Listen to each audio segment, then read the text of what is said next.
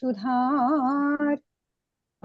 बरनौ रघुबर बिमल जसु, जो दायक फल चार। बुद्धिहीन तनु जानिके, सुमिरो पवन कुमार। बल बुद्धि विद्या दीहु मोहि, हरऊ कलेस विकार। जय हनुमान ज्ञान गुण सागर, जय कपीस तिहु लोक उजागर। रामदूत अतुलित बल धामा, अंजनी पुत्र पवन सुत नामा। महावीर विक्रमी बजरंगी, कुमति निवार सुमति को संगी। कंचन बरन बिराज सुवीसा, कानन कुंडल कुंचित केसा। हाथ वज्र और ध्वजा विराजे, कांधे मूंज जनेऊ साजे। शंकर सुवन केसरी नंदन, तेज प्रताप महाजगवंदन। विद्यावान गुणी अति चातुर, राम काज करिबे को आतुर। प्रभु चरित्र सुनिबे को रसिया, राम लखन सीता मन बसिया। सूक्ष्म रूप धरि सियहि दिखावा, विकट रूप धरि लंक जरावा। भीम रूप धरि असुर संहारे, रामचंद्र के काज सवारे। लाए सजीवन लखन जियाए, श्री रघुवीर हर्षि उर लाए। रघुपति कीनी भरत रघुपति कीनी बहुत बढ़ाई, तुम मम प्रिय भरतहि सम भाई। सहस बदन तुम रोजस गावे, अस कहीं श्रीपति कंठ लगावे। सनकादिक ब्रह्मादि मुनीसा, नारद सारद सहित अहिसा। जम कुबेर दिगपाल जहाते, कवि कोविद कहि सके कहाते। तुम उपकार सुग्रीवहि कीना, राम मिलाए राजपद दीना। तुमरो मंत्र विभीषण माना, लंकेश्वर भय सब जग जाना। जुग सहस्त्र जो जन परिभानु, लील्यो ताहि मधुर फल जानु। प्रभु मुद्रिका मेलि मुख माहि, जलधि लांघि गए अचरज नाही। दुर्गम काज जगत की जीती, सुगम अनुग्रह तुम रे तेते। राम दुआरे तुम रखवारे, होत न आज्ञा बिनु पैसारे। सब सुख लई तुम्हारी शरणा, तुम रक्षक काहू को डरना। आपन तेज समारो आपे, तीनों लोक हांकते कांपे। भूत पिशाच निकट नहीं आवे, महावीर जब नाम सुनावे। नासे रोग हरि सब पीरा, जपत निरंतर हनुमत वीरा। संकट ते हनुमान छुड़ावे, मन क्रम बचन ध्यान जो लावे। सब पर राम तपस्वी राजा, तिनके काज सकल तुम साजा।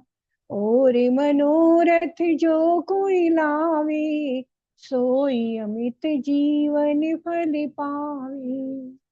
चारों जुग परिताप तुम्हारा, है पर सिद्ध जगत उजियारा। साधु संत के तुम्हें रखवारे, असुर निकंदन राम दुलारे। अष्ट सिद्धि नवनिधि की दाता, असबर दीन जानकी माता। राम रसायन तुम्हारे पासा, सदा रहो रघुपति के दासा। तुमरे भजन राम को पावे, जन्म जन्म के दुख बिसरावे। अंत काल रघुवरपुर जाई, जहाँ जन्म हरि भक्त कहाई। और देवता चित्त न धराई, हनुमत से सर्व सुख कराई।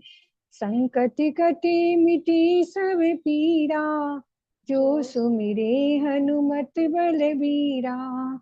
जय जय जय हनुमान गोसाई, कृपा करहु गुरुदेव की नाई।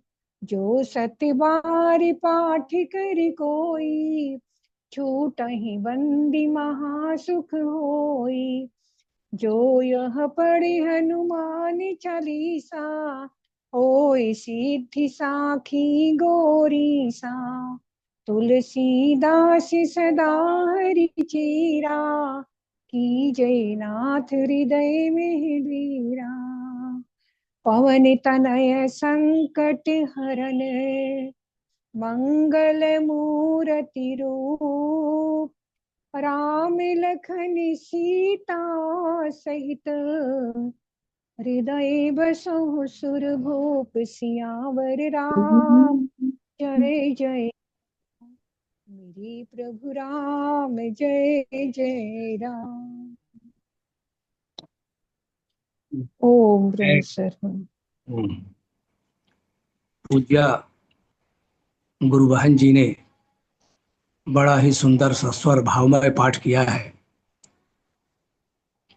पूज्य साध्वी बहन ब्रह्म प्रज्ञा जी को बहुत बहुत धन्यवाद है।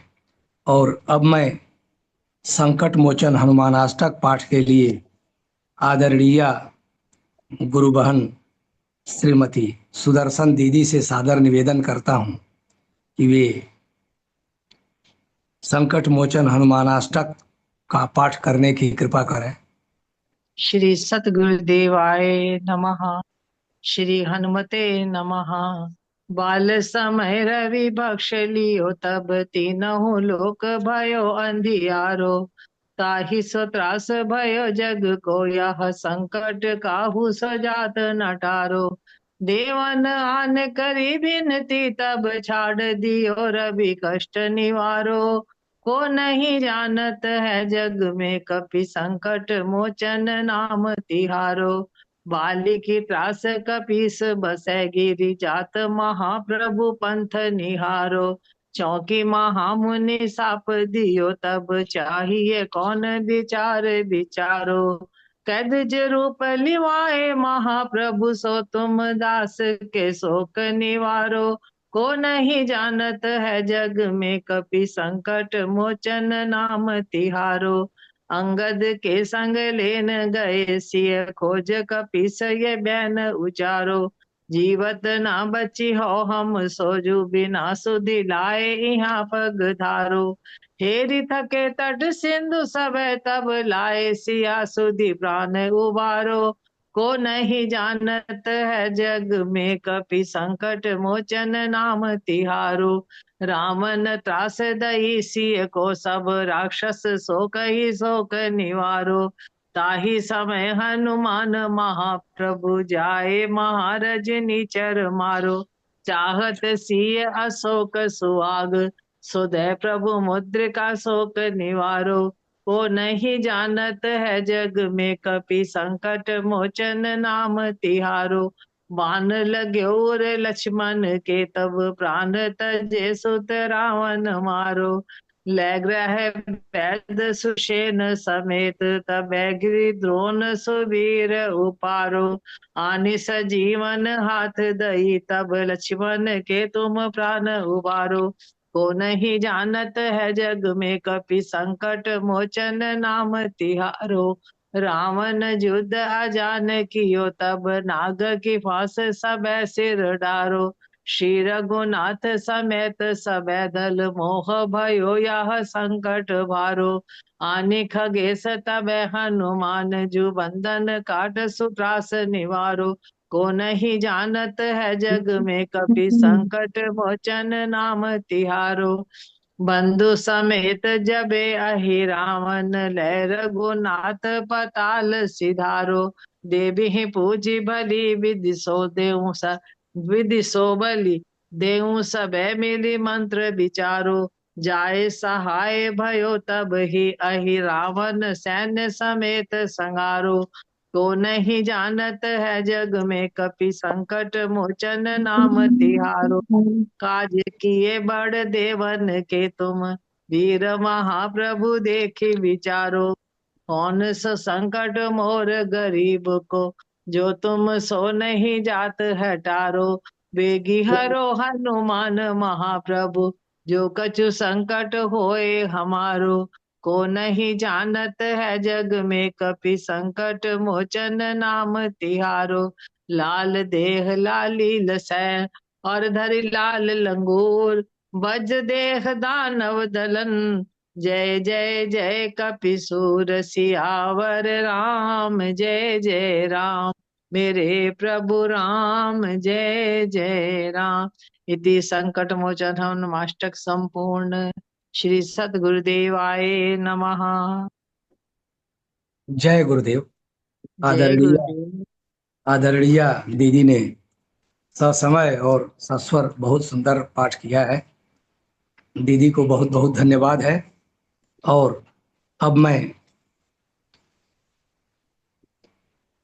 आदरणीय वरिष्ठ गुरु भाई श्री शर्मा जी से सादर निवेदन करता हूं कि परम पूज्य सदगुरुदेव भगवान की दिव्य अमृतमयी वाणी श्रवण कराने की कृपा करें। मैं लगा रहा हूँ भाई साहब, मैं लगा रहा हूँ। अच्छा अच्छा, लगाया जाए।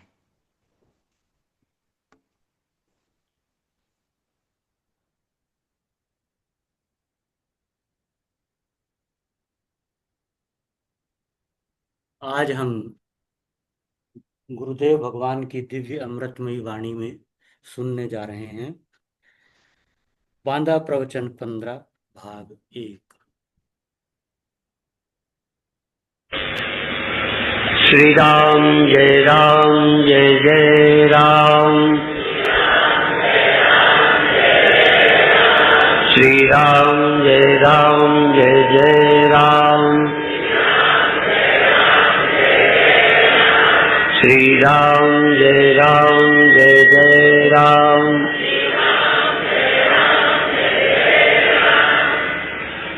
हम सबको भगवान अच्छा सुनने सोचने का बल दे। हम अपनी इंद्रियों से कुछ अच्छा देखें सुने करें। सर्वे भवन्तु सुखिनः। अभी वैलरी ने पूछा कि आप सब क्या चाहें? उसने कहा मुक्ति। उसी को हम कहेंगे हम सुखी होना चाहते। और हम प्रार्थना करते हैं कि हम सर्वे भद्राणि पश्यन्तु। हमको हित क्या है ये दिखाई पड़े, किसमें भला है। हमें पाप में भला दिखाई देता है, पापियों के बचाने में भलाई दिख रही है। हमारा घर का पापी हो ना, तब क्या करोगे? फंसाओगे कि बचाओगे? तो घर तो छोटा था, अब पार्टी का पापी हो तो क्या करे?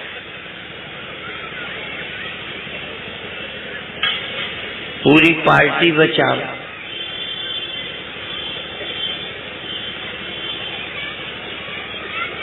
सब पापों की जड़ है भेद।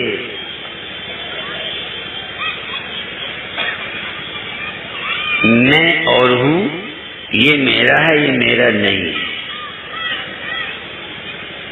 कोई ऐसा पाप नहीं है जो मैं और मेरे के बिना पैदा हो जाए। और ये मैं पैदा होता है अविद्या से, उस सत्य के अज्ञान से। शुरू किया था कल परसों में, भूल जाता हूं। अविद्या, अस्मिता, राग, द्वेष, अविनिवेश। उस सत्य का अज्ञान अविद्या है। जो सचमुच सच है वो न मालूम पड़े, इसका नाम अविद्या है। जैसे आपको जब ये जगत मालूम नहीं पड़ता, उसको बताया था, इसी का नाम निद्रा है। हम सब लोग चाहे वेदांत पढ़े हैं नहीं पढ़े, ये जो सच हमें दिखाई देता है, जब ये सच नहीं दिखाई देता उसको हम नींद कहते हैं। पर ये नहीं दिखाई देता, पर इसी की जगह दूसरा सच ले लेता है, उसको स्वप्न बोलते हैं। इसी तरह जो परम सच है, ये तो सच है नहीं, एक परम सच है। एक मेरी छोटी पुस्तक है सत्यम परम धीमहि। उपनिषद कहता है अस्तो मां सद्गमय। इसका मतलब एक स्वप्न असत था, उससे यहाँ आ गए। यह भी असत है, क्योंकि ये प्रार्थना जागृत अवस्था की है। अस्तो मां सद्गमय, हमें असत से सत की ओर ले चलो, मृत्यु से अमृत की ओर ले चलो। अभी कहाँ जा रहे हो? अपनी समझ में आपकी यात्रा जन्म से शुरू हुई थी, कहाँ पूरी होएगी? शमशान। सिर पटक लो। उपनिषद ने इसलिए प्रार्थना किया कि बिना उपनिषद के माध्यम से प्रभु की विषय में सुने समझे कितना भागो, चाहे नेता बनो, अभिनेता बनो, बाबा भी बन जाओ। ये नहीं कि बाबा बनने से मोक्ष होता है, धनी बनने से होता है। कुछ कर लो, अच्छा कितने दिन मिनिस्टर रह ले, कितनी विधानसभाओं में जीत जाए तो अमृत की ओर चला जाएगा। कुछ कर लो, मौत में पहुंच जाओगे। मौत में नहीं पहुंचना तो ये ध्यान दो, मृत्योर्मा अमृतम गमय। हे प्रभु, मुझे मृत्यु के बजाय अमृत की ओर ले चलो। किसे ले चले? मुझे, मैं देह ही हूं क्या? जो मैं इस देह में मैं मान के बैठ गया हूं, हे प्रभु इससे मुझे वहां ले चलो जहां मृत्यु नहीं है। इतनी तो यात्रा है। बंबई से कलकत्ता ले चलो नहीं, नाराज होकर बांदा से दिल्ली नहीं, यहाँ दुखी हुए गलती की तो वहां चले जाओ। इतनी यात्रा करनी है मृत्यु से अमृत तक, बहुत थोड़ी दूरी है। बल्कि वही अमृत और वही मृत्यु दोनों एक जगह। इतनी छोटी यात्रा और पूरी नहीं होती। वही मृत्यु, वही अमृत। देहो हम उसी को, जो देहो हम वही शिवो। जिस मैंने देहो हम, वहां है जहां मृत्यु है। भय वही थोड़ा सा मुड़ जाए। दिल के आईने में तस्वीरें यार, जब जरा गर्दन झुकाई देख ली। जरा सा मैं जो मरने में खड़ा है, मृत्यु में, वो अमृत में आ जाए। इस लोक ये दोहराते शायद ये 30वां वर्ष है, फिर वही विषय आ जाता है, क्योंकि मेरा विषय एक है। भगवान कहते हैं समम सर्वेषु भूतेषु तिष्ठन्तम परमेश्वरम। जो उस परमेश्वर को, जरा ध्यान देना, परमेश्वर को तुम भी मानते हो ना, पर कहाँ रहता है, कहाँ जाते हो, किसको नमन करते हो, तो उसे देखते ही नहीं। गीता कहती है समम सर्वेषु भूतेषु तिष्ठन्तम परमेश्वरम विनश्यत्सु अविनश्यन्तम यह पश्यति स पश्यति। जहाँ मरने वाला है वहाँ देखने को नहीं कह रहे, भगवान कह रहे हैं विनश्यत्सु अविनश्यन्तम। मरने वाले में न मरने वाला जिसे दिख जाता है, बड़ा कमाल है। नजर ही तो है। देखो, एक वेदांत पढ़ाने वालों को बोला जाता है वाच्यार्थ और लक्ष्यार्थ। तुम शब्द का वाच्यार्थ है देह जीव, देह इंद्रियां मन और जीव। वाच्य अर्थ को त्याग, तुम शब्द जब बोले तो तुम का अर्थ प्रचलित है देह। कौन नहीं जानता? हम कहेंगे तुम आओ, और जब हम कहेंगे तुम ध्यान लगाओ, जरा ध्यान रखना, हम कहेंगे तुम श्वास में ध्यान लगाओ, तो वो कौन तुम है जो श्वास में लगाएगा? शरीर को ये कह सकते हैं जमीन में बैठे हो लेट जाओ तो ये तुम है, तुम लेटे हो बैठ जाओ, खड़े हो जाओ, चलो, ये देह है। इस तुम शब्द का अर्थ देह है। जब हम कहें आंखें बंद करो, अपना ध्यान प्रभु के नाम में लगाओ, अपना ध्यान श्वास में ले जाओ, अपना ध्यान चक्र में हृदय में ले जाओ, तो हृदय में देह ले जाओगे कि ध्यान ले जाओगे? हम कहें कि सिर को हृदय में कैसे ले जाओगे? तो अब ध्यान में कौन कहाँ जा रहा है?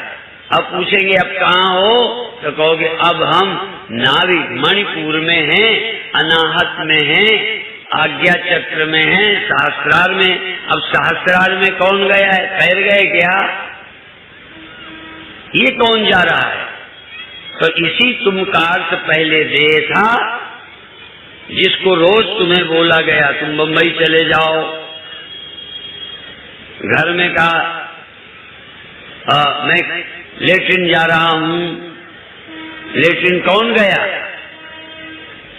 इसलिए सदा से तुम शब्द का प्रयोग देह के लिए किया गया। फिर ये कहते हैं तुम मरकर स्वर्ग जाओगे, तो जो मर गया वो तो यहाँ जलाया जाएगा, स्वर्ग जाओगे माने तुम जीव हो। अब तुम का अर्थ बदल गया। अभी तक था तुम जो मर जाता है, जवान होता है, बूढ़ा होता है, चलता फिरता बैठता है, बच्चे से जवान होता है, ये भी तुम है। और दूसरा तुम है कि जवानी में भी रहा, बचपन में भी रहा, बुढ़ापे में भी रहा और देह छोड़ करके गया, वो भी तुम है। ज्यादा से ज्यादा दुनिया के लोगों के पास दो ही दृष्टि है, एक है देह दृष्टि, दूसरी है जीव दृष्टि, तीसरी तत्व दृष्टि है ही नहीं। वो हनुमान के पास थी। हनुमान जी ने राम से कहा कि पूछा तुम कौन हो,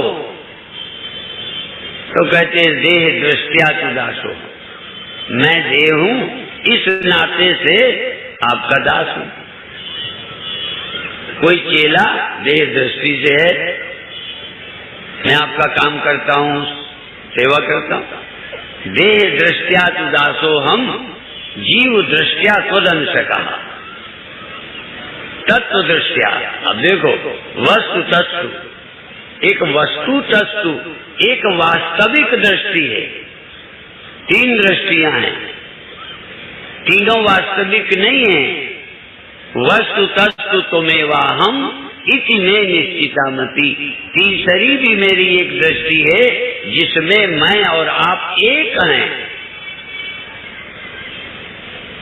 ये तीसरी दृष्टि। तो इसलिए मैं कह रहा था सभी अनर्थों का मूल अविद्या है, अज्ञान है। इससे दूसरों को भी दुखी करता हूँ, स्वयं भी दुखी होता हूँ। यदि आपकी देह दृष्टि है तब भी दूसरों को मार सकते हो अपने बचने के लिए। सांप को क्यों मारा? तुम्हें खतरा था। हमारे लोग तो सांप ही आप मारते थे, अब लोग आदमी मारते। एक हमारे महात्मा थे, उसको मारा डंडा, उनका नाम जगतानंद था। मैं कोई पौराणिक कथा नहीं सुनाता, सच्ची है ये। कानपुर में थे गुरुदेव के साथ, डंडा मारा, कुत्ता भौं भौं करता भागा। 4-6 बच्चे स्कूल के कॉलेज के पढ़ने वाले उन्होंने कहा चले आए अंदर। बाबा तो इधर उधर मेरे से लड़ने लगे। ऐसे बाबा होते हैं, कुत्ता मारते हैं, इनको वो नहीं लगती। एक बाबा बन के इन्हें क्या मिला, क्या सुधार हुआ? मैंने कहा वो मुझे मालूम। पहले ये आदमी मारता था, अब साधु होके कुत्तों में आ गया है। अब कुछ दिन और रहेगा तो जू वगैरह मारेगा, कुत्ता भी नहीं मारेगा। धीरे धीरे मारना बंद कर दे। रंग लागत लागत लागत है, भ्रम भागत भागत भागत है। बहुत दिनन का सोया मनुआ, जागत जागत जागत है।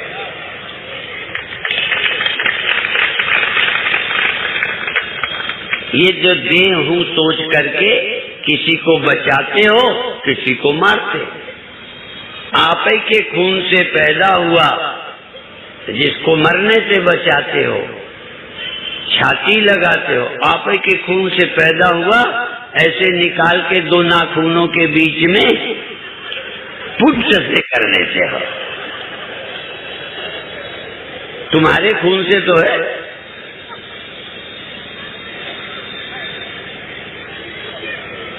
यदि खून से ही रिश्ता है, कहते ये हमारा जो है, ये पूछते हैं ये खून का भाई है, ये विदेशी जो है ना, खून का भाई। खून का भाई माने एक खून से पैदा हुआ, और जू जू खून के भाई है।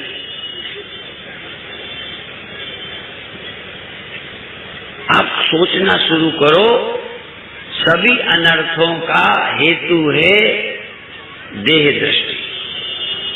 उससे अच्छी है जीव दृष्टि, और सबसे अच्छी है ब्रह्म दृष्टि। और तीनों दृष्टि, और ये दृष्टि शब्द का प्रयोग अनेक। ब्रह्म में देखन लगे, नारी में देखन लगे, जो ब्रह्म में देखत रहे। अब जो ब्रह्म देखते थे उनके पास एक नजर थी, वो स्त्री देखने लगे। तो देखने का ढंग क्या देखते हैं? अच्छा देखो, जब हम लोग सुबह शौच जाते हैं, अब तो थोड़ा सा बदल गया सिस्टम। पहले बाहर ही जाते थे, तो जब बबूल का पेड़ देखते थे तो उस पेड़ को देख के हम अपनी बताते हैं, तुम्हारी नहीं। हम उस पेड़ को देख के सिर्फ दतौन देखते थे, पूरे पेड़ में है कि नहीं। पेड़ पूरा पर देखते थे दतौन। और किसानों को भी मैं जानता हूँ, रिया का पेड़ हो तो कहते थे इसका हल अच्छा बन जाएगा, उन्हें हल देखते थे। राम भगवान जब स्वयंवर में गए तो वहां पर भी लोगों ने कुछ देखा, किसी ने कुछ। देखो, एक ही व्यक्ति उसमें किसी ने कुछ, किसी ने कुछ। ऐसे ही इसी संसार में किसी ने केवल मरने वाले देखे, किसी ने इसे जन्म मरण का फल भोगने वाले देखे, और किसी ने इसी में जन्म मरण बंधन से सदा मुक्त रहने वाला परमेश्वर देखा इसी जगत में। इसलिए मैं कह रहा था, समम सर्वेषु भूतेषु तिष्ठन्तम परमेश्वरम विनश्यत्सु अविनश्यन्तम या पश्यति स पश्यति। अभी मैंने एक जगह कहा, समम पश्यन् ही सर्वत्र समभूत महेश्वरम। ये उसका अगला श्लोक है गीता का। समम पश्यन् ही सर्वत्र समभूत महेश्वरम नैनस्त्यात्मनात्मानं स याति परमां गति। वह परम गति को इतना देख लो। परम गति ना, एक गति होती है, एक दुर्गति होती है, और परम गति, गति माने उसकी परम में गति हो जाती है। जाने अर्थ में भी करो या फिर कुछ और गति बाकी नहीं रहती, क्योंकि परम में जब चले गए आगे कहाँ जाओगे, जगह बाकी रहेगी यहाँ से। और जैसे कोई कहेगा भाई और आगे आ जाओ, और आगे आ जाओ, और आगे आ जाओ, भीड़ होती है तो बुलाते हैं ना। अब जगह ही ना होगी तो कहाँ जाएंगे। दुनिया में कहीं जाओ थोड़ी सी जगह रह जाती है और आगे।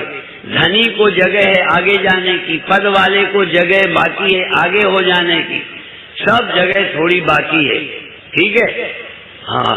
परम में, परमात्मा में जाकर आगे कहाँ जाए, परम सत्य में जाएंगे भाई। असत्य से सत्य में, सत्य से अगले वाले सत्य में, और परम सत्य में। अब उसके आगे कहाँ जाओगे। ठीक है, स्वप्नों से आए जागृत में, जागृत के गए नींद में, फिर आ गए स्वप्नों में, फिर जागृत में।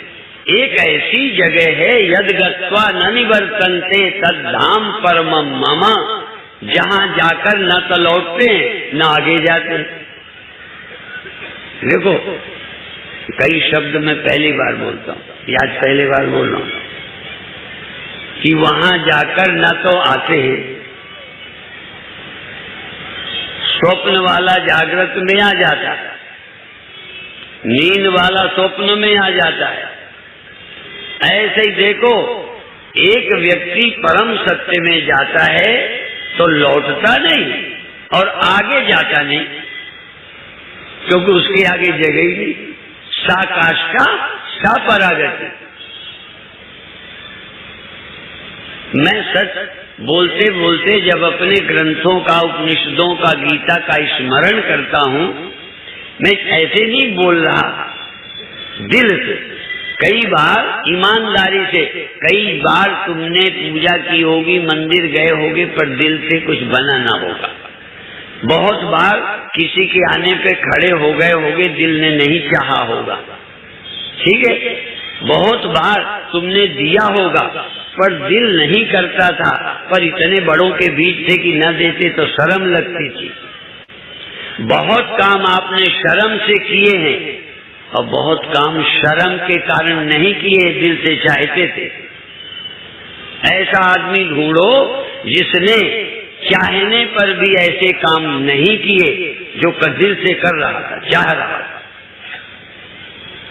उसमें हम भी शामिल हैं, हम तुमको अकेले नहीं कहते। स्त्रियां जब लड़ जाती हैं, कहते इसके नाक न होती तो पता नहीं क्या खाती। तो बहुत खाने से हमारी नाक रोकती है, चलो नाक ही नहीं, जबान भी रोकती है। नाक ना हो, ज्यादा कड़वी चीज दे दें बेस्वाद तो आप थूक देंगे। बहुत काम आप इंद्रियों के कारण करते भी हो और बहुत काम इंद्रियों के कारण नहीं करते। ऐसे ही बहुत काम शर्म के कारण भी कर लेते हो। लोग क्या कहेंगे कि कुछ नहीं दिया, खाने को नहीं पूछा, इसलिए पूछ लेना चाहिए। ऐसा होता है कि नहीं? जहाँ हम ठहरे वहाँ ऐसा नहीं है, बहुत श्रद्धा से पूछते। सही बात। सारे लोग दिल से लगे रहते। कई जगह चले जाएं तो करेंगे तो सब कुछ पर पता चल जाएगा, दिल नहीं। ठीक है ना? तो देखो ये सब पे लागू है। और ये नहीं, बहुत काम हम दिल से भी करते हैं, सच कह रहे हैं। कभी कभी हम भी बिना दिल के भी करते हैं, क्या करें? आखिर संसार में नाक भी तो बचानी है। अच्छा, बहुत काम तुम नाक बचाने के लिए अच्छे नहीं करते हो? अच्छे काम भी नाक बचाने के लिए करते हो, और बहुत बार नाक बचाने के कारण, नाक बचाने के लिए बुरे काम नहीं करते। इसलिए ये ना होती ना तो माताएं तो कहती जाने क्या खाती। हम कहना चाहते हैं यदि ये ना होती तो पता नहीं आप क्या करते। ईमानदारी से बताओ, झांको अंदर। और ये बड़ा होने का, कुर्सी का लालच, दादागिरी, यद्यपि राजाओं को जिसका जिसका राज्य रहा, ये मंदिर कब तोड़े गए? जो जो राजा होता है, एक समय हमको साधुओं को गिरफ्तार कर लिया गया था।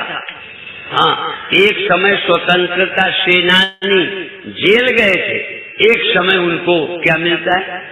पेंशन, वो क्या बोलते हैं मैंने, हाँ, उनको जेल में जो गए थे उसके बदले 10,000, और एक आदमी को फ्री टिकट, और जिस फर्स्ट में और उसको साथ को, ये सुविधाएं मिलती है जो जेल गए थे। अब ये बताइए, इनकी गलती होती तो अब अब उनको रुपया क्यों मिलता? तो क्यों गलती थी? उनका शासन था, इसलिए इनकी गलती थी। बहुत बार शासन किसी का होता है, वो शासन वालों के कुछ आंखें ऐसी हो ही जाती है। ये कुर्सी का प्रेम आदमी को अंधा बना देता है। और इनकी आंख कब खुलती है? लोग कहते पाप का जब घड़ा भर जाता है तब फूटता है। और जिनका भी बहुत तूती बजती हो, सोच लें कि जिस पतंगे के पंख आ जाते हैं, ज्यादा उड़ता है, समझो जलने के दिन आ गए हैं। हम सीधा कुछ कह नहीं सकते। जो भी ज्यादा उड़ रहे हैं समझते हैं कोई नहीं, हिटलर को भी एक दिन लगता रहा था। सिकंदर, अच्छे हो या बुरे, समय तो सबका आ ही जाता है। रावण कैसे बोलता था? रामायण देखिए, छोटा भाई भला चाहता है, कहता है विपद को बुद्धि, या अभी कम उम्र का है, इसको अभी अकल नहीं है। कभी कभी बड़ों को ही नहीं होती, फिर छोटों पर इल्जाम लगाते। रावण को है नहीं, तो विभीषण को कहता है तेरे को अकल नहीं, बच्चा है अभी। और ये चौपाई भी उसी समय कही थी रावण ने, अवगुण 8 कदा उड़ रहे। जब उसकी घरवाली समझा रही थी तब अकल थी कि नहीं? इसलिए ये वचन रावण का है। स्त्रियों में 8 अवगुण रहते हैं, ये तब कहा था जब रावण का दिमाग खराब था। तो जो स्त्रियों को 8 अवगुण वाले बताते हैं, ज्यादातर वही रावण वाले हैं जिनका दिमाग ठीक नहीं है।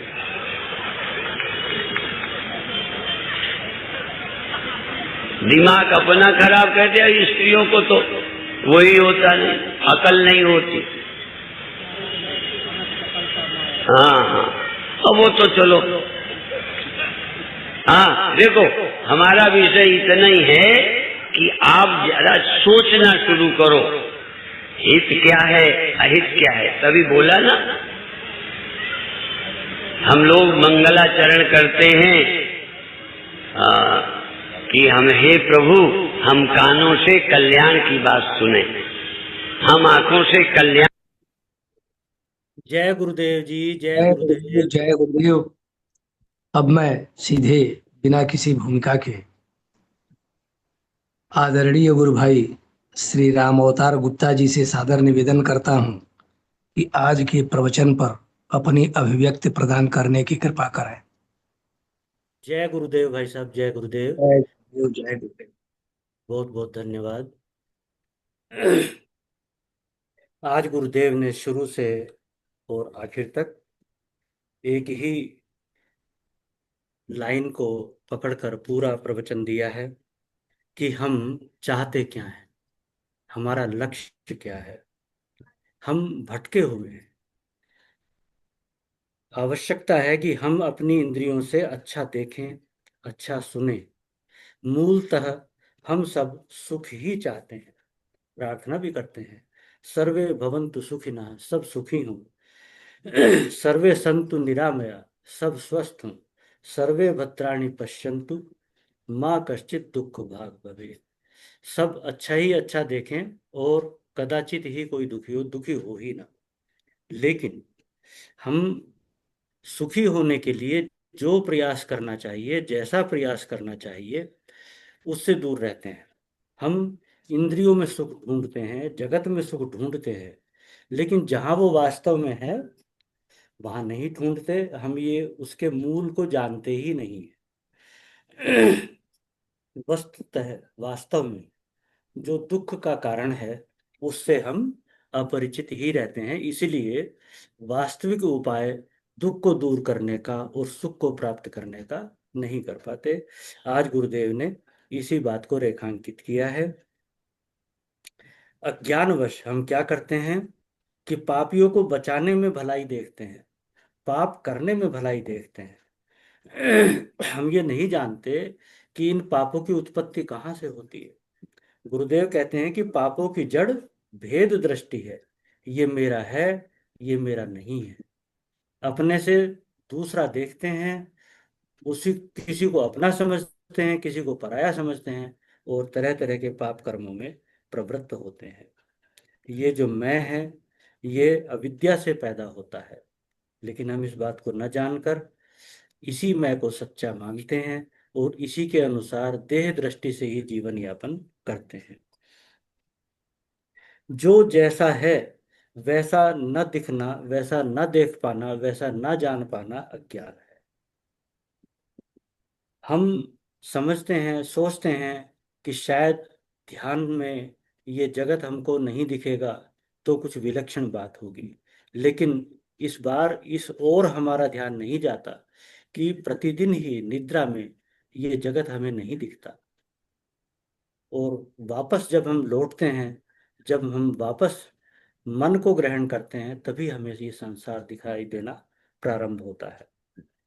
वही अवस्था हम पाना चाहते हैं, वही अवस्था को पाना हमारा लक्ष्य है जो निद्रा की अवस्था है। लेकिन जागरूक रहकर, जागृत रहकर हमें उस अवस्था को प्राप्त करना है। यदि जागृत रहकर उस अवस्था को हमने प्राप्त कर लिया तो हम जान जाएंगे कि दुख क्या है, क्यों उत्पन्न होता है, और सुख भी क्या है, वो भी क्यों उत्पन्न होता है। एक दूसरा जगत खड़ा हो जाता है नींद में, जो नंबर 2 का जगत है, जिसको स्वप्न कहते हैं। और एक ये जगत जो जागृत में हम देखते हैं, इसी को हम सत्य समझते हैं, सच्चा समझते हैं। यहाँ जो हमारी मैं है उसी को हम सर्वोपरि समझते हैं, ऐसा मानते हैं कि यही हम हैं। इसलिए इसी मैं के रहते हमें वास्तविक मैं को, अपने वास्तविक स्वरूप तक पहुंचने का प्रयास करने की आवश्यकता है। अभी आपकी यात्रा जन्म से और शमशान तक की है। गुरुदेव कहते हैं कि हम कहाँ जा रहे हैं, क्या कर रहे हैं। हम जन्म लेते हैं और कुछ भी कर लें, हम सब की यात्रा मृत्यु तक के लिए ही निर्धारित है। चाहे कोई कितना ही धनी बन जाए, कितना ही ऊंचा पद प्राप्त कर ले, लेकिन कभी भी ऐसा नहीं हो सकता कि उसकी जो यात्रा मृत्यु की ओर जाने की है उसको वो टाल दे। उसको टालने का उपाय गुरुदेव बताते हैं। कहते हैं कि उसको टालने का एक ही उपाय है कि जहाँ अमृत है उसको हम जानें। और अमृत कहाँ है? जहाँ मृत्यु है बिल्कुल वहीं पर। थोड़ा सा मुड़ने की जरूरत है, थोड़ा सा दृष्टिकोण को बदलने की आवश्यकता है। एक बहुत सुंदर उदाहरण गुरुदेव ने दिया। दिल में है तस्वीरें यार, जब जरा गर्दन झुकाई देख ली। जब उस सत्य को उपलब्ध कोई व्यक्ति हो जाता है, जो ब्रह्मनिष्ठा को प्राप्त हो जाता है, तो उसके लिए अपने स्वरूप को जानना केवल इतना ही कार्य रह जाता है, जैसे गर्दन में लटकाई हुई तस्वीर को देखना। केवल दृष्टि को मोड़ने की बात रह जाती है। इसी संदर्भ में गुरुदेव ने गीता के एक श्लोक को बताते हुए ये स्पष्ट किया कि जो विनाशी में अविनाशी को देख पाता है, वही सत्य देखता है। सत्य का देखने वाला, सत्य की निष्ठा वाला किसको कहा गया? जो विनाशी में अविनाशी को देख पाए। विनाशी में विनाशी को सारा संसार देखता है, हम भी जीवन भर देखते हैं, लेकिन उसी में अविनाशी को जो देख ले, वही वास्तविक और सच्ची दृष्टि है। तुम शब्द का एक वाच्य अर्थ है और एक लक्ष्य अर्थ है। वाच्य अर्थ तुम शब्द का है देह। क्यों? क्योंकि सारा संसार हमें जब तुम कहकर पुकारता है, तो वो हमें शरीर मानकर ही संबोधित करता है। तुम यहाँ आओ, तुम वहां जाओ, तुम इधर बैठो, तुम उधर बैठो। वो हमें शरीर समझकर संबोधित करता है, इसलिए हम भी अपने आप को शरीर समझकर ही व्यवहार करते हैं और उस शरीर तक ही अपने आप को सीमित समझते हैं, मानते हैं, विश्वास करते हैं। अब इस गलत धारणा से, इस भ्रांत धारणा से कैसे छूटें, उसका गुरुदेव ने बड़ा सुंदर उपाय बताया कि तुम ध्यान लगाओ। तो कहाँ ध्यान? श्वास में अगर ध्यान लगाना है, तो ध्यान कौन लगाएगा? क्या शरीर लगाएगा? शरीर नहीं लगाता। तो इतनी सी बात से ये सिद्ध हो गया है कि तुम शरीर नहीं हो। उसके लिए मरकर देखने की आवश्यकता किसी को नहीं है। एक दूसरा उदाहरण भी अक्सर गुरुदेव देते हैं कि जब आप निद्रा में जाते हैं, तो अगले दिन जब आप जाग जाते हैं, तो ये निश्चित हो जाता है कि आप देह नहीं है। देह नहीं थे, उसके बावजूद आप जीवित रहे, निद्रा में भी और स्वप्न में भी। एक दूसरा संसार भी आपने देखा, तो भी आप शरीर छोड़कर चले जाने के बावजूद आप थे। इससे क्या सिद्ध हुआ? कि तुम देह नहीं हो। लेकिन चूंकि हमारा अभ्यास है, हमारा अध्यास है बड़ा पुराना, जन्मों जन्मों का, तो जैसे बीज से पूरा वृक्ष पैदा हो जाता है, उसी प्रकार हमारे उस पुराने अध्यास के कारण हम फिर से अपने आप को देह ही मानने लगते हैं, देह ही अनुभव करने लगते हैं, और देह मानकर ही पहले दिन की भांति, सोने से पहले की भांति, ठीक उसी प्रकार जीवन जीना प्रारंभ कर देते हैं। दो ही दृष्टियां हैं संसार में। गुरुदेव कहते हैं कि ज्यादा से ज्यादा लोग देह दृष्टि से यदि उबरते हैं, कुछ सूक्ष्म दृष्टि उनकी होती है, तो वो अपने आप को जीव दृष्टि देख पाते हैं कि हम जीव हैं। हम अच्छे बुरे कर्म जो करते हैं, तो इनका फल हमें अवश्य भोगना पड़ेगा, चाहे हम इस जन्म में भोगें, चाहे हम अगले जन्म में भोगें। हम इस शरीर को छोड़कर एक जीव के रूप में दूसरा देह धारण करेंगे। ऐसी एक दृढ़ मान्यता, अधिकतम अपने बारे में इतना ही हम सोच पाते हैं। लेकिन जो वास्तविक दृष्टि है, जो तत्व दृष्टि है, उसका एक बड़ा सुंदर उदाहरण गुरुदेव ने हनुमान जी का दिया। जब हनुमान जी भगवान राम को वन में मिले और भगवान राम ने उनसे उनका परिचय पूछा, तो उन्होंने बड़ा सुंदर उत्तर दिया, देह दृष्टिया तु दासो हम। कि देह दृष्टि से मैं अपने आप को यदि देह मानूं, तो मैं आपका दास हूं, आपका सेवक हूं। और जीव दृष्टिया तदंशकम, और यदि अपने आप को जीव मानूं, तो मैं आप ही का अंश हूं। और तत्व दृष्टि यदि हो मेरी, वस्तु तस्तु त्वमेवाहम इति में निश्चिता मति, और वास्तव में तो मैं आप ही हूं, आप ही। आप में और मुझ में कुछ भी अंतर नहीं है। ये मेरे निश्चित निश्चित बुद्धि है। वही उसी दृष्टि को प्राप्त करने की आवश्यकता है। लेकिन डर क्या लगता है कि शायद उस दृष्टि को यदि हमने अपना लिया, तो जो ये संसार में हम अपने आप को देह समझते हैं, जीव समझते हैं, ये हमारे सारे व्यवहार प्रभावित हो जाएंगे, रुक जाएंगे। इसके लिए गुरुदेव अनेक बार उद्बोधन देते हैं, कुछ नहीं रुकेगा, कुछ नहीं रुकता है। कोई साधु, कोई ब्रह्मज्ञानी ऐसा नहीं है कि जिसका भूख प्यास लगना, सोना जागना बाधित हो गया हो ज्ञान हो जाने से, ब्रह्म दृष्टि पा जाने से। फिर गुरुदेव प्रारंभ करते हैं जहां से बार बार छोड़ते हैं कि सभी अनर्थों का मूल अविद्या है। अविद्या ही है जिसके कारण से हम अपने आप को देह समझते हैं, और देह दृष्टि ही है जिसके कारण हम निर्दोष जंतुओं को जैसे सांप इत्यादि को मारते हैं। एक बड़ा मनोरंजक गुरुदेव ने यहाँ पर उदाहरण दिया कि एक साधु थे, उनके गुरुदेव के समय पर उन्होंने किसी कुत्ते को डंडा मार दिया, और वो कुत्ता जो था वो भौं भौं करता हुआ चिल्लाता हुआ बाहर भागा। तो कुछ युवा बच्चे अंदर आए और उन्होंने कहना शुरू कर दिया कि क्या सीखा आप लोगों ने साधु बनकर, दया ही नहीं है, कुत्ता मारते हो, कुत्ते को कष्ट पहुंचाते हो, क्या यही सीखा है साधु बनकर? तो जिन्होंने मारा था कुत्ते को वो तो चले गए इधर उधर, सामने पड़ गए हमारे गुरु महाराज जी। तो उन्होंने कहा कि इसका जवाब मेरे पास है। ये जो साधु है जिसने कुत्ते को मारा है, ये पहले जब साधु नहीं था तो आदमी को मारता था। अब इसका प्रमोशन हो गया, इसकी बुद्धि विकसित हो गई, तो अब ये कुत्ते को मारता है। अभी इसका और जब ज्ञान प्रखर होगा तब ये कुत्ते को नहीं मारेगा, तब ये चूह इत्यादि को मारेगा। यानी कि उसकी दृष्टि सूक्ष्म होती जाएगी। ये एक मनोरंजक प्रसंग बताकर गुरुदेव क्या कहते हैं कि रंग लागत लागत लागत है, भ्रम भागत भागत भागत है, बहुत दिनन का सोया मनवा, जागत जागत जागत है। कुछ ही क्षणों में, कुछ ही दिनों में कुछ विशेष हो जाएगा, ऐसी आशा नहीं करनी चाहिए। संदेश यही है कि धैर्य रखें। धैर्य बहुत बड़ी शक्ति है। आप ही के खून से पुत्र उत्पन्न होता है, आप ही के खून से जूं इत्यादि पैदा होते हैं। लेकिन आप जूं को अपना ब्लड रिलेशन का नहीं मान सकते। फिर गुरुदेव वहीं से प्रारंभ करते हैं कि सभी अनर्थों का मूल क्या है? देह दृष्टि। और तीन ही प्रकार की दृष्टियां हैं, जैसे कि पहले भी बताया, देह दृष्टि, जीव दृष्टि और ब्रह्म दृष्टि। दृष्टि का कितना महत्व है।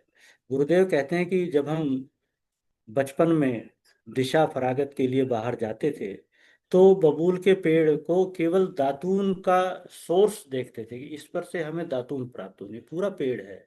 लेकिन हमारी दृष्टि में क्या था? वो दातून जिससे मिलती है वो वृक्ष। इसी प्रकार भगवान राम जब स्वयंवर में गए तो वहां उनको अनेक राजाओं ने, अनेक दर्शकों ने भिन्न भिन्न रूपों में देखा। किसी ने उनको बहुत बली बली के रूप में देखा, किसी ने उनको अपने शत्रु के रूप में देखा, तो मुनियों ने उनको बहुत प्रिय अपने शिष्य के सेवक के रूप में देखा। दृष्टि का इतना बड़ा महत्व गुरुदेव ने बताया। किसी ने इसी जगत में जन्मने मरने वाले देखे हैं और देखते हैं, सुख दुख भोगने वाले जीवों को देखते हैं, लेकिन कोई कोई है जो इसी जगत में सदा जन्म मरण से रहित रहने वाले परमात्मा को जो देख पाते हैं। जो विनाशी में अविनाशी को देख लेता है, भगवत गीता के श्लोक को उद्धृत करते हुए गुरुदेव बताते हैं कि उसको परम गति प्राप्त होती है।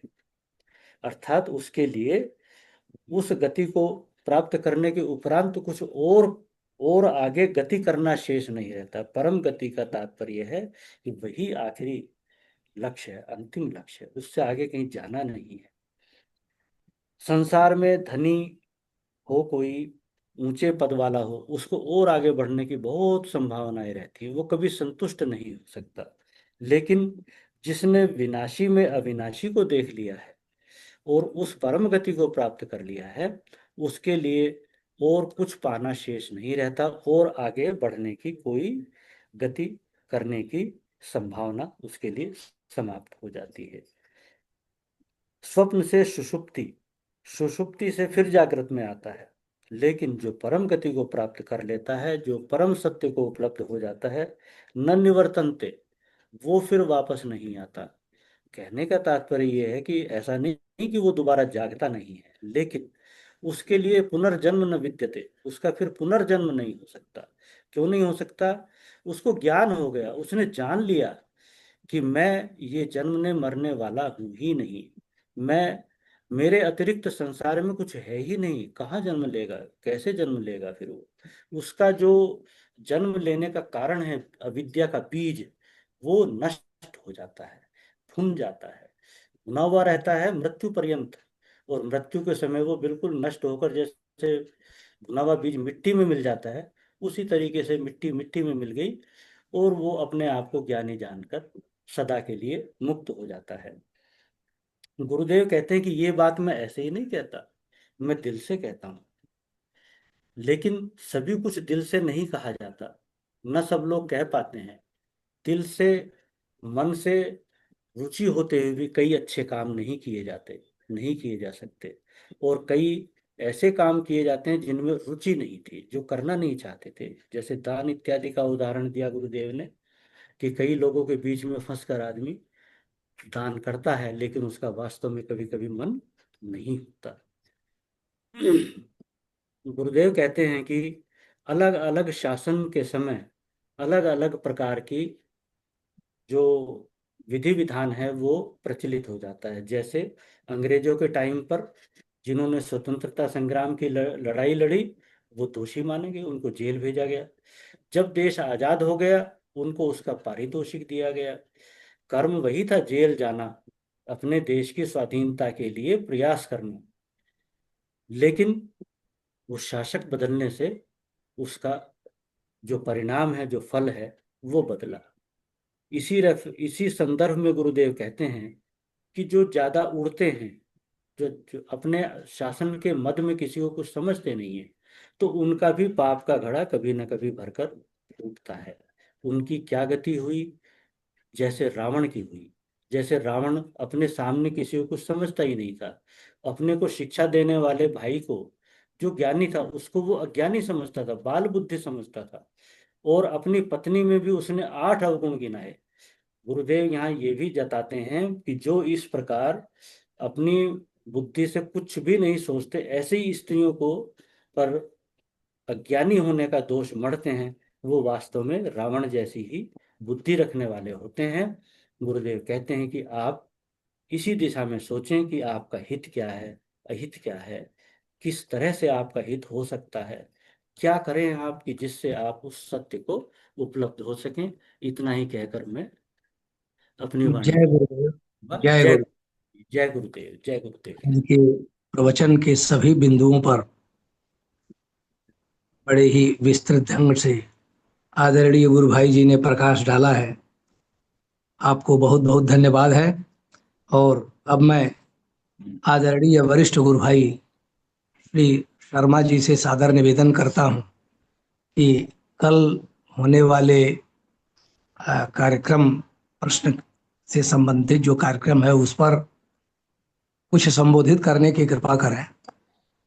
हाँ जी, मैं अभी कल का जो कार्यक्रम है वो कैसे होगा, जरा मैं एक बार फिर स्पष्ट करना चाहता हूँ। कल तो मैंने कहा था, लेकिन ये कल का कार्यक्रम पूरा आपकी स्क्रीन पे है। कि ये है कि कल के लिए 5 प्रश्न हमने सेलेक्ट किए हैं। उसके हर प्रश्न के नीचे नाम दिया गया है। वो नाम का मतलब नहीं है कि वो उसके ऊपर व्याख्या करेंगे। वो नाम उनका दिया गया है कि जिन्होंने ये प्रश्न सिलेक्ट किया है। मेरे पास ये सारे प्रश्न मेरे नहीं हैं। पहला प्रश्न श्रीमद सुदर्शन जी का है। दूसरा प्रश्न साध्वी ब्रह्म प्रज्ञा जी का है। तीसरा कमल किशोर पांडे जी का है। चौथा अवधेश मिश्रा जी का है। पांचवा जनरल क्वेश्चन है वो उसमें ये, इसके आगे जो नंबर दिए गए हैं, जो मेरे नीचे लिखा हुआ है बिल्कुल क्लियर, ये सारे प्रश्न बांदा प्रवचन श्रृंखला से हैं। जैसे 9.1 दिया गया है कि 9वें का पहला भाग, ये आपके पास सर के पास है, पहले हमने दे चुके हैं। 12.1 में 12 का पहला भाग ये आपके पास है। फिर भी कोई स्टडी करने के लिए किसी ने डिलीट कर दिया नहीं है तो मांग सकता है। और इसकी सिर्फ ये प्रवचन ही नहीं है आपके पास, इसके जो अभिव्यक्ति दी गई है वो भी है, सब कुछ है। तो उसको स्टडी करके थोड़ा कोशिश कीजिए इसमें आंसर देने की। और जो आगे मैंने लिखा है कुल 5 प्रश्न हैं। पहले 4 प्रश्न तो इसका मानव प्रवचन के, तीसरा वो 5वां जनरल है। और इसमें से आपसे अनुरोध है, आगे ये लिखा हुआ है, आप सभी कम से कम 1 या 2 प्रश्न का उत्तर देने के लिए तैयार रहें। आपके उत्तर देने के लिए जो प्रश्न उचित लगता है कृपया उस पर टिक कर दें ताकि आपको इस प्रश्न के लिए आमंत्रित किया जाए।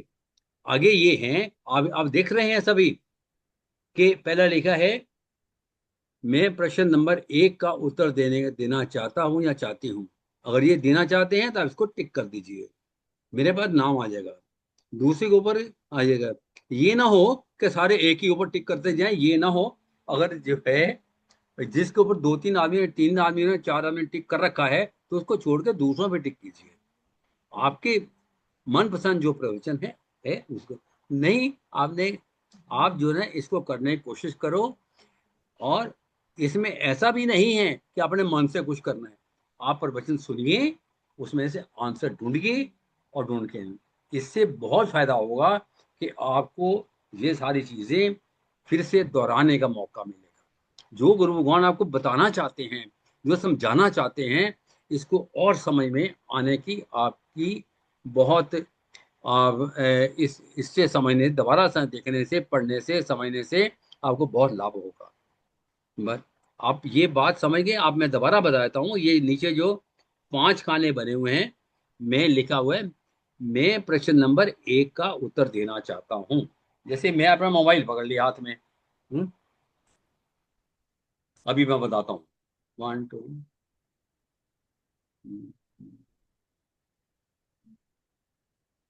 इसको मैंने खोल लेता हूँ। मैंने यहाँ पे टिक किया, टिक आ गया उधर, मेरे मोबाइल पे टिक कर दी। एक आदमी ने इसका आंसर दे, मैं उसमें उत्तर देना चाहता हूँ, 2 नंबर का देना चाहता हूँ, ये आ गया 2। मेरे ये 3 नंबर का भी देना चाहता हूँ तो ये आ गया 3 नंबर पे। अगर मेरे से गलती से ये हो गया, नहीं नहीं मैं 2 और 3 का देना चाहता हूँ, 1 का नहीं देना चाहता, दोबारा टिक करो, वो हट जाएगा। क्लियर? सब लोग क्लियर हैं इस मामले में? जी जी। हाँ जी। पूरी टेक्नोलॉजी सीखनी पड़ेगी तब हाँ जी। क्लियर होगा। तो क्या? आपने पूरा, ऐसा लगता है आपने पूरा एग्जाम ले रहे हैं तो डर लगने लगा। मैं ये एग्जाम नहीं है, एक हाँ मिनट, जी, ये तो एग्जाम से सिर्फ कम भी नहीं है। ये है, इतने सुविधाजनक हो गया। धन्यवाद। नहीं, आपने बहुत मेहनत की है, इसलिए ये तो इतना सुविधाजनक हो गया कि हर आदमी वो ये भी देख सकता है कि इस प्रश्न को कितने आदमियों ने देने के लिए यस नहीं, कहा हुआ बिल्कुल है, ठीक, ताकि बिल्कुल मैं को ठीक, डिफरेंट कर, वो कर रहे हैं। बिल्कुल ठीक। तो अगर नहीं आपने है, बहुत वो भी मेहनत समझ की ना आए तो मेरे को मैसेज कर लीजिए, फोन पे बात कर लीजिए। है। ठीक है, धन्यवाद। धन्यवाद। बाकी ये धन्यवाद। टेक्नोलॉजी है, इसको तो सीखना ही पड़ेगा, इसका फायदा जय है। गुरुदेव जी, जय गुरुदेव। जय गुरुदेव, जय गुरुदेव। समय बहुत हो चुका है। अब मैं गुरुदेव भाई साहब, मैं आदरणीय चाहती वरिष्ठ हूँ। गुरु भाई स्वामी आनंद स्वरूप जी से सादर निवेदन करता हूँ, ये आज के सत्संग कार्यक्रम को विश्राम देने की कृपा करें। बोले गुरुदेव भगवान की जय। समय जय। पूरा हो गया, पर एक शब्द, 2 शब्दों से ही मैं कहकर अपनी वाणी को विराम देते हुए क्लोज करूंगा। परमो धीमहि। परमो धीमहि, ये 2 शब्द ऐसे हैं कि परम धीमहि का मतलब क्या है, हम परम धीमहि तक कैसे जा सकते हैं, इसके ऊपर चिंतन और मनन करने की आवश्यकता है। ये बहुत गहरा विषय है कि परम धीमहि, जहाँ जाना, जाकर फिर वापस नहीं लौटाना पड़ता। जाना होता है लेकिन लौटना वहां से नहीं होता। तो ये चित्त की वो, ये हमारे बुद्धि का वो स्तर है, यहाँ जब पहुंच कर फिर वापस नहीं लौटना पड़ता। तो परम धीमहि, इस 2 शब्दों को हम इसके ऊपर अन्वेषण करने की कोशिश करें, खोजने की कोशिश करें, तो बहुत गहराई इसका जो लक्ष्यार्थ है बहुत गहरा है। धन्यवाद। ओम गुरु ब्रह्मा गुरु विष्णु गुरुदेवो महेश्वरा, गुरु साक्षात् परब्रह्म तस्मै श्री गुरुवे नमः। ध्यानमूलं गुरुर्भक्तिः पूजामूलं गुरुपदं तन्त्रमूलं गुरुर्वाक्यम् ॐ सर्वे भवन्तु सुखिनः सर्वे सन्तु निरामयाः सर्वे भद्राणि पश्यन्तु मा कश्चित् दुःखभाग् ओम शांति शांति शांति। आज के आनंद की जय आनंद की जय सूर्य भगवान की जय। नमो नारायण नमो नमो नारायण। नारायण।